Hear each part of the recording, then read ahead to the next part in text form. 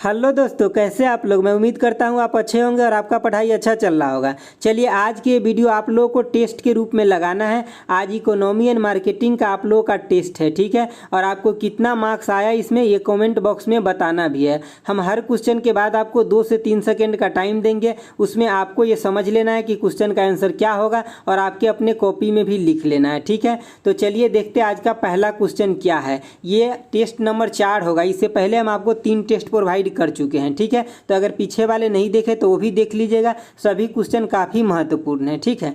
चलिए देखिए ये पहला क्वेश्चन क्या है। पहला क्वेश्चन है आपका कि marketing is a process which aims. तो जो मार्केटिंग होता है उसका मतलब क्या, उद्देश्य क्या होता है, उसका लक्ष्य क्या होता है। तो चलिए आपको आंसर पता चल गया। चलिए अब मैं बताता हूँ इसका आंसर क्या होगा। इसका आंसर होगा ऑप्शन नंबर सी। क्या होगा आंसर कि the satisfaction of customer needs. तो देखिए जो कस्टमर के नीड को सेटिस्फाई करता है ना, वही मार्केटिंग का क्या होता है, एम होता है। जैसे कि देखिए सपोज कीजिए अगर कोई सामान बेचने के लिए आया, आपके पास आया कोई सामान, सपोज कीजिए यहाँ से कोई जो मार्केट का टीम है, मार्केटिंग का टीम है वो है, ठीक है। और यहाँ पे आप बैठे हुए अपने दोस्त के साथ, ठीक है। और यहाँ पे आपके साथ ये सामान बेचने के लिए आए। तो ये सामान आप कब खरीद पाइएगा, जब ये आपको अपने बातों से या प्रोडक्ट के बारे में सब कुछ बता करके सेटिस्फाइड करेंगे, तभी ना आप खरीद पाइएगा। तो यही क्या होता है, मार्केटिंग का एम होता है कि पहले आपको सेटिस्फाइड करेगा कस्टमर के नीड्स को, उसके बाद वो क्या करेगा, कस्टमर सामानों को खरीदेगा। जैसे कि अगर आप ऑनलाइन शॉपिंग करते होइएगा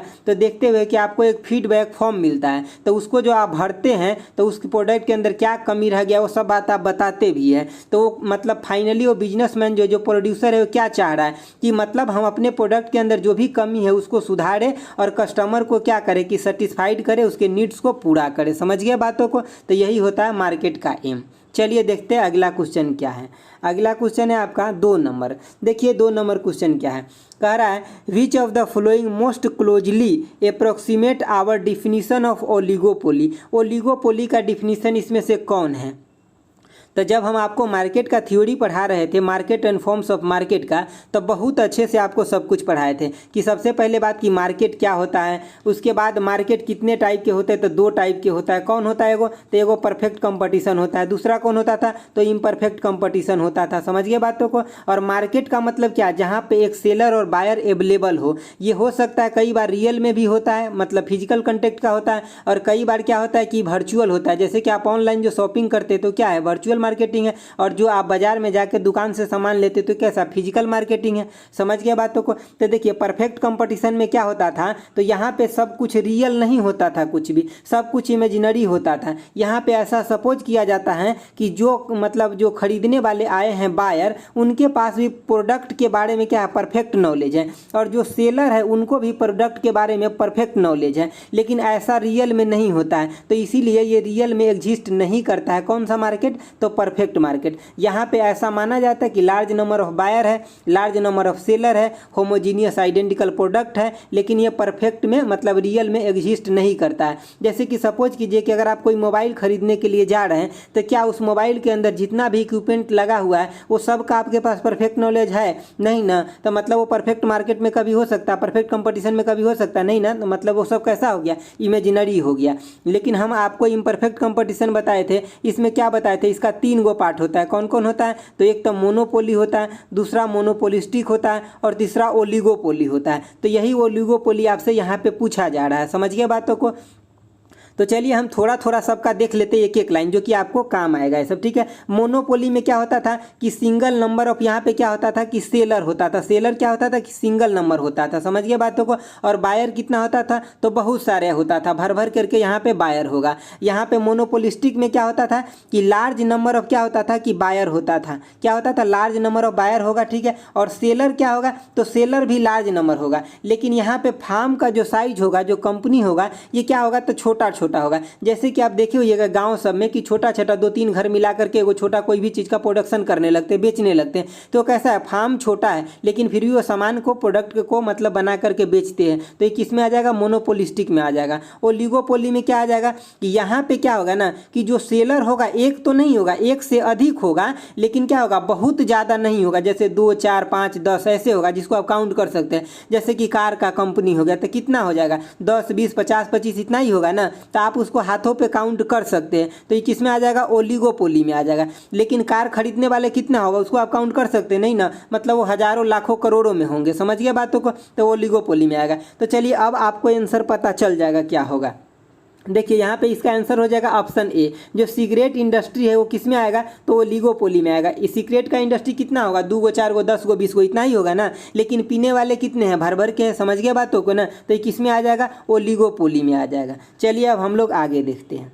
दोस्तों थोड़ा सा टाइम लेकर के मैं आपको पूरा समझाने का कोशिश करता हूं, क्योंकि कई बार आप लोग थ्योरी का रिवीजन नहीं भी करते हैं, और मैं तो बोलता हूं कि अगर आप थ्योरी का रिवीजन करिएगा जितना मैं बताया हूं तो आपको बहुत बेनिफिट होने वाला है, ठीक है। चलिए देखते हैं तीसरा क्वेश्चन क्या है। तीसरा क्वेश्चन है the situation in which total revenue is equal to total cost. तो देखिए टोटल रिवेन्यू जो टोटल कॉस्ट के बराबर हो जाता है उसको हम क्या बोलते हैं, तो आपको आंसर पता चल गया। चलिए अब मैं बताता हूँ, पहले थोड़ा समझा देता हूँ एक लाइन, उसके बाद बताऊँगा आंसर। देखिए यहाँ पे क्या कह रहा है कि टोटल रिवेन्यू का मतलब क्या होता है, आपके पास जो भी प्रोडक्ट है, सपोज कीजिए आपके पास 5 गो प्रोडक्ट है, ठीक है, और ये 10 रुपये बिक रहा है, तो ये कितना इसका टोटल पैसा है, 50 रुपया। तो ये सेल करके आपके पास जो 50 रुपया आया ना 5 प्रोडक्ट को बेच करके, ये था आपके पास क्वांटिटी और ये था प्राइस, तो इस दोनों को गुना जो कर दिया और जो ये बेच करके जो आया आपके पास पैसा, इसी को हम क्या बोलते हैं, रिवेन्यू बोलते हैं। समझ गए चीज़ों को। चलिए देखिए अब क्या कर रहा है, टोटल कॉस्ट, मतलब टोटल कॉस्ट का मतलब क्या, जो आपको इंडस्ट्री में बनाते समय जितना आपको लागत लगा था वो क्या हो जाता है, तो टोटल कॉस्ट हो जाता है। जब ये दोनों बराबर है इसके मतलब क्या हुआ है कि इसको बनाने के बाद कोई भी प्रॉफिट नहीं हुआ है, तभी ना यहाँ पे total cost equal to total revenue है, तब प्रॉफिट क्या हो गया, जीरो। तो यही बात होता है जब टोटल रिवेन्यू और टोटल कॉस्ट जीरो होता है, उसको हम क्या बोलते हैं कि ब्रेक इवन पॉइंट बोलते हैं। ब्रेक इवन पॉइंट पे क्या होता है कि profit equal to zero, loss equal to zero, तो इसी को हम क्या बोलते हैं, break even point. No profit no loss is called break even point. समझ गया चीज़ों को, तो ऑप्शन हो जाएगा आपका सी। चलिए आगे देखते हैं। आगे आपका 4 नंबर क्वेश्चन है। देखिए 4 नंबर क्वेश्चन क्या कर रहा है, कह रहा है कि many people want to BMW, only few are able to buy this, example of. तो देखिए पहली बात क्या है कि आप में से बहुत सारे लोग, मतलब आप में से नहीं, बहुत सारे लोग का ऐसा इच्छा होता है कि हम ये ले वो ले, सब कुछ उसका वांट होता है, मतलब उसका चाह होता है, लेकिन ले नहीं पाता है। ले कौन पाता है, जिसके पास पैसा होता है। तो देखिए दोस्तों यहाँ पे क्या होता है ना कि जिसके पास पैसा होता है ना, उसका वांट्स जो होता है, चाह जो होता है, वो उसके डिमांड में कन्वर्ट हो जाता है। लेकिन जिसके पास पैसा नहीं होता है उसके अंदर वांट्स तो होता है, डिजायर तो होता है, लेकिन उसका डिमांड में कन्वर्ट नहीं हो पाता है। समझ गए बातों को। तो ऑप्शन कौन हो जाएगा, ऑप्शन नंबर सी हो जाएगा। क्या हो जाएगा, डिमांड। जब वो वांट क्या होता है, मतलब जो कुछ पीपल जो है, फ्यू नंबर ऑफ पीपल जो खरीद ले रहा है, मतलब क्या उसके पास पैसा है, तो उसका जो वांट्स था, जो उसका जो डिजायर था, वो किस में कन्वर्ट हो गया, डिमांड में कन्वर्ट हो गया। समझ गया चीज़ों को। चलिए हम आगे देखते हैं 5 नंबर क्वेश्चन आपका क्या। आप सभी क्वेश्चन का आंसर लिखते रहिए, ठीक है, ताकि आपको बताना भी है कि कितना मार्क्स आया। आप में से काफ़ी लोग कॉमेंट करके बताते भी है, और देखकर मुझे बहुत अच्छा लगता है, क्योंकि आप लोग का मार्क्स बहुत अच्छा आ रहा है, ठीक है, और आपको पक्का एग्जाम में सिलेक्शन भी होगा, ठीक है। देखिए आगे 5 नंबर क्वेश्चन क्या है कि different farms constituting the industry produce homogeneous goods under. तो देखिए होमोजीनियस गुड्स कहाँ प्रोड्यूस किया जाता है, एक समान का गुड, तो ये होता है, आपको आंसर पता चल गया। चलिए अब मैं बताता हूँ, ये होता है कहाँ पे, तो परफेक्ट कंपटीशन में होता है। हम आपको परफेक्ट कंपटीशन के लिए क्या बताए थे कि यहाँ पे परफेक्ट होता है, ठीक है, ठीक है, मतलब यहाँ चीज़ें आइडियल एनालिसिस किया जाता है, इमेजिनरी होता है चीज़ों का। यहाँ पे नंबर ऑफ बायर कितना होता है, तो लार्ज होता है, बहुत सारा होता है। नंबर ऑफ सेलर कितना होता है, तो वो भी बहुत होता है। प्रोडक्ट कैसा होता है, तो होमोजीनियस होता है। जो मैं पॉइंट बोलता हूँ उसको ध्यान से सुनिए। यहाँ पे फ्री एंट्री और फ्री एग्जिट होता है। कहने का मतलब अगर आपको दुकान खोलना है तो आप दुकान लगा भी सकते हैं, अगर आपको घाटा लगना शुरू हो गया तो आप छोड़ भी सकते हैं दुकान को। यहाँ पे कोई दिक्कत ऐसा नहीं होता है, आपके अपने मतलब ऊपर डिपेंड है। लेकिन यहाँ पे होता क्या है कि जो आप सोच रहे हैं कि यहाँ पे होमोजीनियस जो प्रोडक्ट होता है, तो यहाँ पे क्या, यहाँ पे एक चीज़ और मतलब कंसीडर किया जाता है कि जो चीज़ें मतलब जो सेलर है और बायर है दोनों के पास कैसा नॉलेज है, तो उस प्रोडक्ट के बारे में परफेक्ट नॉलेज है। तो इसी के लिए यहाँ पे, क्योंकि परफेक्ट नॉलेज तो होता नहीं किसी को एक चीज़ें के बारे में पूरा अंदर डीपली, तो इसीलिए इसको क्या माना जाता है कि इमेजिनरी, आइडियल माना जाता है इस मार्केट को। समझ गए बातों को। चलिए आगे देखते हैं। आगे आपका क्वेश्चन है 6 नंबर। देखिए इस क्वेश्चन को आप अच्छे से समझिएगा, यहाँ से आपका कई सारा क्वेश्चन क्लियर होगा आगे आने वाला। देखिए क्या कह रहा है कि equilibrium price in the market is determined by. तो हम इक्विलिब्रियम प्राइस मार्केट में कैसे डिटरमाइन करते हैं, तो देखिए इसका ऑप्शन हो जाएगा, आपको पता चल गया, मैं बताता हूँ। देखिए इसका ऑप्शन हो जाएगा, ऑप्शन डी हो जाएगा कि equality between the marginal cost and revenue marginal revenue. Marginal cost और मार्जिनल रिवेन्यू क्या होता है, जब बराबर हो जाता है तो हम उसको क्या बोलते हैं, तो इक्विलिब्रियम प्राइस बोलते हैं। इसको समझेंगे कैसे, तो थोड़ा सा समझिए। देखिए एक यूनिट कॉस्ट, एक यूनिट के बनाने के ऊपर जो कॉस्ट लगता है एक्स्ट्रा, उसे हम क्या बोलते हैं, तो उसके हम बोलते हैं क्या, कि जो हमारे पे क्या हो गया, मार्जिनल कॉस्ट हो गया। और जो एक यूनिट बेचने के बाद, एक यूनिट एक्स्ट्रा बेचने के बाद जो हमारे पास पैसा आया, उसको हम क्या बोलेंगे, तो मार्जिनल रिवेन्यू बोलते हैं। चलिए हम एग्जांपल से थोड़ा आपको समझा देते हैं। देखिए जैसे कि यहाँ पे देखिए, यहाँ पे हम क्या ले लेते हैं, कॉस्ट ले लेते हैं, ठीक है, और इधर हम रिवेन्यू ले लेते हैं। समझ गए बातों को। देखिए आगे सपोज कीजिए कि हम दो यहाँ पे पेन क्या किए, बनाए, दो quantity of number of pen बनाए, और इसका कॉस्ट कितना है, तो 10 रुपया बनाने का। तो कितना लग गया, तो 20 रुपया लग गया। हम सिर्फ समझाने के लिए लिख रहे हैं, आप बातों को समझिए। उसके बाद हम एक और एक्स्ट्रा यूनिट बनाए, अब इस बार कितना बनाए, तो 3 यूनिट बनाए, एक यूनिट जोड़ दिए, और हमें अभी भी 10 रुपया ही सपोज कीजिए लगा। ये आगे ये ज़्यादा कम भी हो सकता है, हम यहाँ पे 10 से ले रहे हैं, लेकिन ये ज़्यादा कम भी हो सकता है। तो यहाँ पे अब हमें कितना हो गया, तो 30 रुपया हो गया। तो ये एक यूनिट एक्स्ट्रा जो बनाए, एक यूनिट एक्स्ट्रा जो बनाए, इस पर हमें कितना कॉस्ट लगा, तो इस पर हमें 10 रुपया लगा। तो इसी को हम क्या बोलते हैं, तो इसको हम बोलते हैं क्या, मार्जिनल कॉस्ट बोलते हैं। समझ गए बातों को। अगर यहाँ पे सपोज कीजिए कि यहाँ पे अगर 40 रुपया हो जाता है, अगर ये 40 रुपया हो जाता तो हमें यहाँ पे 20 रुपया आता है, तो मार्जिनल कॉस्ट कितना हो जाता, 20 रुपया हो जाता। लेकिन हम यहाँ पे 10 से लेकर के अभी चले हैं। अब यहाँ पे समझिए कि रिवेन्यू क्या होता है। सपोज कीजिए हमारा 2 यूनिट पेन था, 2 को क्वांटिटी ऑफ पेन था, हम इसको 10 रुपये के हिसाब से बेच रहे थे, ठीक है। तो हमारे पास कितना टोटल रिवेन्यू आया, तो 20 रुपया रिवेन्यू आया टोटल बेच करके। समझ गए बातों को।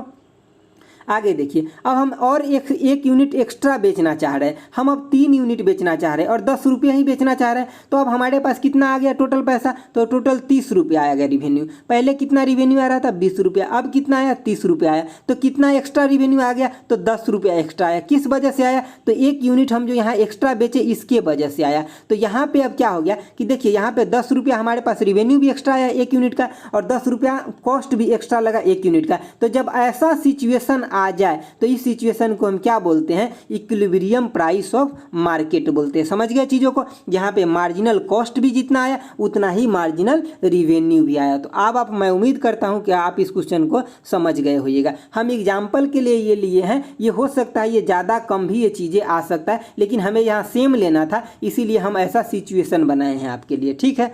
चलिए आगे देखते हैं। आगे आपका क्वेश्चन नंबर है 7 नंबर क्वेश्चन। देखिए 7 नंबर क्वेश्चन क्या है। 7 नंबर क्वेश्चन है कि आपसे पूछा जा रहा है कि time period of 6th 5 year plan, छठे 5 ईयर प्लान का टाइम पीरियड क्या था। हम जब आपको इकोनॉमी मार्केटिंग का इकोनॉमी का वीडियो दे रहे थे हिंदी में, तो उसमें हम आपको 5 ईयर प्लान के बारे में इतने अच्छे से बताए हैं कि अगर आप एक बार देख लेते तो कोई भी क्वेश्चन आएगा तो नहीं छूटेगा, ठीक है। तो अभी तक अगर आप नहीं देखें तो देख लीजिए एक बार, ठीक है।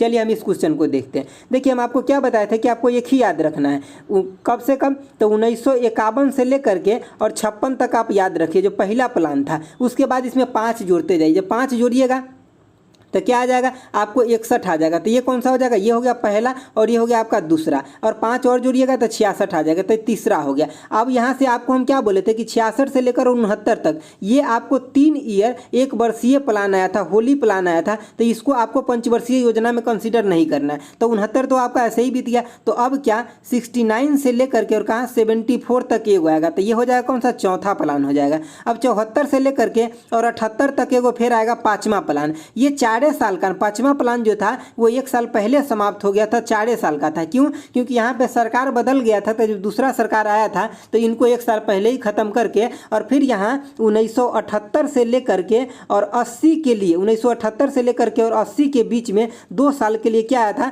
तो रोलिंग प्लान आपका आ गया था। कौन सा, तो रोलिंग प्लान आ गया था। तो 80 तक फिर से खत्म हो गया, तो फिर से अब 80 से लेकर के और कब तक, तो 85 तक चलेगा। ये कौन सा, तो छठा प्लान होगा। फिर अब 85 से लेकर के और 90 तक चलेगा। फिर 2 साल के लिए 1-1 वर्ष का प्लान आएगा। फिर 90 से लेकर के 92 तक तो आपका 2 साल का प्लान हो गया। तो 92 से फिर से कब, तो 97 आएगा। तो ये कौन सा हो जाएगा, आपको यहाँ 5वां हो गया था, छठा ये हो गया था, ठीक है। और छठा अब ये 7वां हो गया, और ये हो जाएगा आपका 8वां। फिर आगे क्या हो जाएगा कि 97 से 2002 तक हो जाएगा, फिर 2007 तक हो जाएगा, फिर 12 तक हो जाएगा, फिर 17 तक जाके समाप्त हो जाएगा। तो आपसे कोई भी पूछ ले तो आपको इस तरीके से निकाल लेना। तो छठा कब से कब हो जाएगा, तो 80 से लेकर के 85 तक हो जाएगा। जाएगा। तो इतना बात तो आपको ध्यान में रखना है। आपको ध्यान क्या रखना है कि 66 से लेकर के 69 के बीच में कोई भी प्लान नहीं था, ठीक है। उसके बाद फिर क्या, तो 78 से लेकर के 80 ये आप खाली हटा दीजिएगा, ठीक है। उसके बाद फिर 90 से लेकर के और 92 के बीच में इतना हटा दीजिएगा, सब में 5-5 जोड़ते जाइएगा और पाँचवा जो प्लान होगा, पाँचवा 5 ईयर,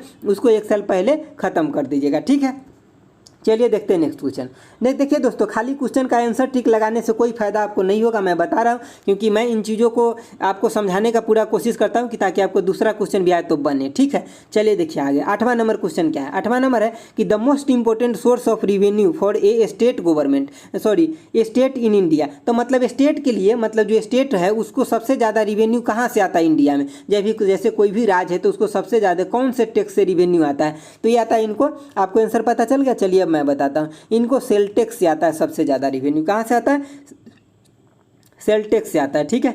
चलिए तो अगला क्वेश्चन हम अब देखते हैं। यहाँ पे देखिए समझने के लिए बहुत कुछ नहीं है, जहाँ समझने के लिए आएगा मैं बता दूंगा। यहाँ पे एक इनकम टैक्स है, तो देख लीजिए यहाँ पे जो इनकम टैक्स होता है ना, एक तो होता है डायरेक्ट, एक होता है इनडायरेक्ट। जो इनडायरेक्ट इनकम टैक्स होता है वो तो आप क्या करते हैं, किसी को मार्फत से भरते हैं, लेकिन जो डायरेक्ट इनकम टैक्स होता है उसको आप क्या करते हैं कि जिसके ऊपर लगाया जाता है उसी के द्वारा भरा जाता है। जैसे कि सपोज कीजिए कि आपके ऊपर, आपका अगर इनकम बहुत ज़्यादा है, आपका सैलरी बहुत ज़्यादा है, एक क्राइटेरिया गवर्नमेंट के उससे ज़्यादा है, तो आप क्या करते हैं, उसके बदले आप टैक्स भरते हैं। तो ये कौन सा हो गया कि डायरेक्ट टैक्स हो गया, डायरेक्ट इनकम टैक्स हो गया। लेकिन इनडायरेक्ट टैक्स कौन सा हो जाता है, जैसे कि सपोज कीजिए आप दुकान पर गए, बिस्किट खरीदे, साबुन खरीदे, पेस्ट खरीदे, कुछ भी खरीदे, तो वहाँ पर आप डायरेक्ट गवर्नमेंट को तो नहीं भर रहे हैं, लेकिन उसके ऊपर जो टैक्स लगा हुआ वो आप भर रहे हैं, आप दुकानदार को दे रहे, दुकानदार फिर आगे ट्रांसफर करेगा, फिर वहां से जाएगा गवर्नमेंट के पास, तो उस टैक्स को हम क्या बोलते हैं, इनडायरेक्ट टैक्स बोलते हैं। चलिए आगे देखते हैं।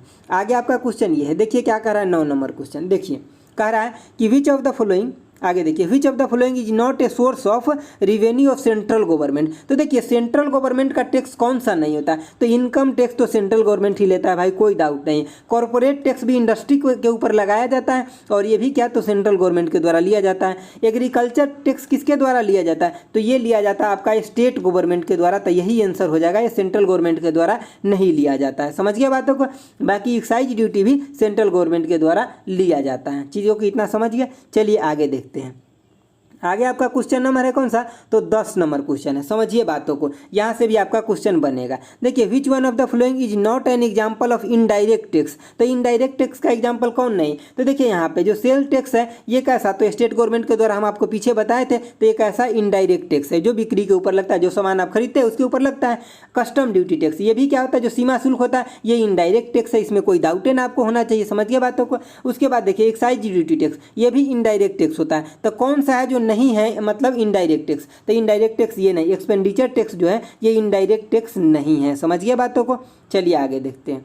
आगे आपका कौन सा है, तो 11 नंबर क्वेश्चन है। समझिए 11 नंबर क्वेश्चन क्या कह रहा है। 11 नंबर क्वेश्चन कह रहा है if the tax rate increase with the higher level income it shall be called. तो उसको हम क्या बोलते हैं, इसमें कहने का मतलब ये है, कह रहा है कि जब आपका इनकम हो ये इंक्रीज करे, बढ़े, तो उस पर क्या होता है कि टैक्स भी आपका धीरे धीरे उसका रेट बढ़ने लगता है। जैसे आपका इनकम का रेट बढ़ता है वैसे वैसे टैक्स का रेट बढ़ने लगता है। तो हम उसे कौन सा टैक्स कहते हैं, हम कितने अच्छे से मक्खन जैसे आपको समझाए थे थ्योरी में। समझिए बातों को। तो इसका आंसर पता आपको चल गया होगा। चलिए मैं बताता हूँ, इसको हम कौन सा टैक्स बोलते हैं, तो प्रोग्रेसिव टैक्स बोलते हैं। जैसे जैसे आपका इनकम बढ़ेगा वैसे वैसे क्या होगा कि टैक्स भी, आपका टैक्स का रेट भी होगा वो बढ़ते चला जाएगा। समझ गए। जैसे कि सपोज किया अभी आपका 10 लाख इनकम है, बाद में आपका 50 लाख इनकम हो जाएगा, तो आपका रेट उसमें इनकम को चेंज देखने के लिए, इनकम जो टैक्स बढ़िएगा उसका आपको रेट उसमें चेंज देखने को मिलेगा, आपको रेट बढ़ जाएगा। समझ गए बातों को। तो इसको क्या बोलते हैं, प्रोग्रेसिव टैक्स बोलते हैं।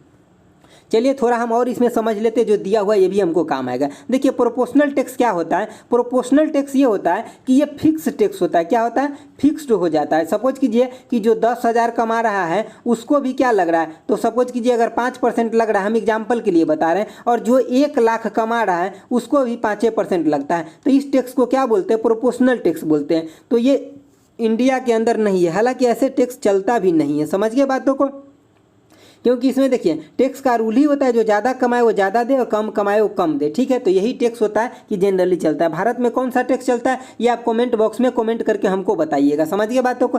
चलिए एक हम और देख लेते, क्या ऑप्शन नंबर डी को भी थोड़ा देख लेते, रिग्रेसिव टैक्स। हम आपको क्या बताए थे कि एक सपोज कीजिए कि यहाँ पे एक गरीब आदमी है, समझ गए बातों को, और एक यहाँ पे क्या अमीर आदमी है। ठीक है, ये है आपका पुअर पर्सन और ये रिच पर्सन है। इसका तनख्वाह है बेचारा का 1 लाख रुपया, 1 लाख।